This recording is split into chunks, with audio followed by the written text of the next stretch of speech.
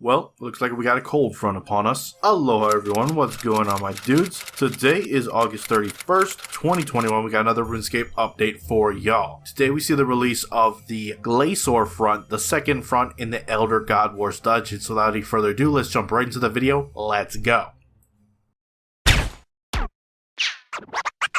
Cats is the illest. What you talking about, Willis?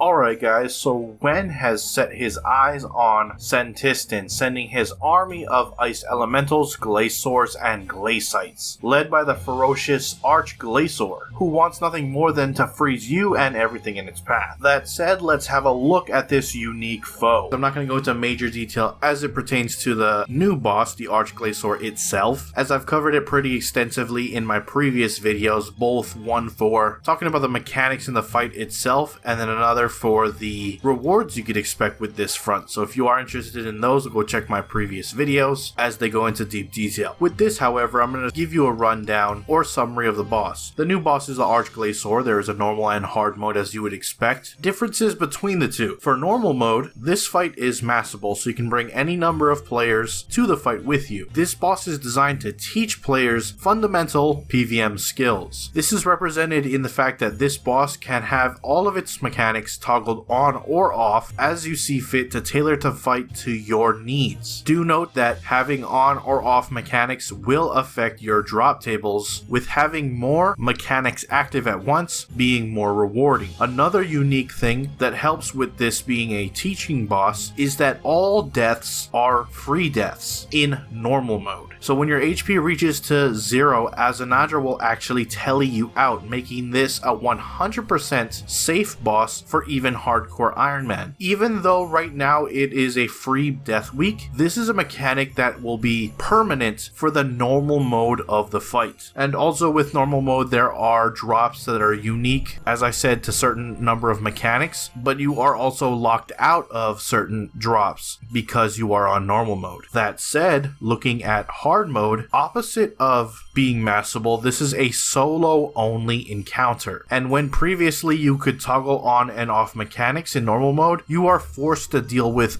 all the mechanics in hard mode. And here, deaths are not free, they are not safe deaths. Although within the first week of release, since it is free death week, they are free deaths within the first week of release. But if you're watching this much later, just know that this is not a safe fight. The hard mode fight also adopts the enrage and loot system of Telos. So it will go all the way up to 4000% enrage, getting increasingly harder as those percentages go up. However, there are no new mechanics introduced at any of the intervals of those enrage percentage milestones, but do note that the streaking mechanic with looting from Telos is carried over, so you're going to get better rewards if you continue a streak. If you so happen to die while you're on your streak, you will forfeit a large part of your rewards and will then have to retrieve what you have left from the coffers, restarting your streak. The big ticket reward is a tier 95 set of melee weapons. There is also a tier 85 variant, a new Elder God book, various different upgrades to your ability modifier gloves, and several different cosmetics. Now the last thing I do want to touch on is the army itself. I just want to briefly mention that if you're killing the Glacors or the Glacites outside of the boss battlefield, those enemies require 84 Slayer to kill. But it is a way to kill Glacors if you have not completed Ritual of the Magic Rots. Anyways, that's pretty much all you really need to know. Check the previous videos for even further in-depth look at the Glacor front. We're going to now shift on over to the patch notes and see what's been changed with today's update, so let's go ahead and check it out. Starting off with Zentisten Archaeology. Players can no longer excavate more stained glass shards than are necessary to fully repair Senttisten Cathedral windows. Uncovering mysteries no longer sends multiple chat messages. The ancient statue now has a chat head animation, and fixed a typo in Eblis's dialogue. Looking at the Elder God Wars dungeon, Karapak's time clones no longer target players to have left the boss fight. The Staff of Armadale's special attack initial hit will now deal 50 to 200% ability damage as stated in the tooltip, and Greater Concentrated Blast tooltip has been updated to match its live damage values. Next up, we got a rebalancing to the Gloves of Passage. Since their release, they haven't performed very well. Their damage barely makes up for the fact that you have to do a lower damage ability, plus they have to compete with Cinderbane's Masterwork Death Touch Bracelet, and in order to fix that, they have upped the damage to the gloves to help them compete in solo encounters while also giving them helpful buffs in group and extended fights. points. So this is how they now work. After the Havoc or Smash ability successfully hits, your next melee attack for 6 seconds will deal 10% increased damage, up from 7%. Also, the target will take 20% increased damage from bleeds for the next 10 seconds. This does not apply in PvP scenarios. Taking a look at the Guardian's gift, they are no longer being distributed upon login. If you've already claimed yours, you'll still be able to continue using and reclaiming them until they run out of charging. Finally, we got some other fixes. Silvaria's spooky environment settings have been restored. Fixed an issue where Pearl the Unicorn was listed as free on the store but was charging rune coins when purchased. The confirmation button reading Leave Game when closing the free membership trial pop-up that appears when first arriving in Birthorb on mobile has been changed to Continue Journey for clarity. And finally, they fixed an issue that prevented the Once Upon a Time Fortunes mini quest from being completed. That is it for your patch notes. Links to everything discussed in this video will be down in the description below, so head on over there to check them out. With that, I'm going to wrap up the video. If you enjoyed it, hit that like button. If you are not subscribed yet and you would like to stay up to date on all things RuneScape related, and hit that subscribe button. I appreciate you watching. I am out. Aloha.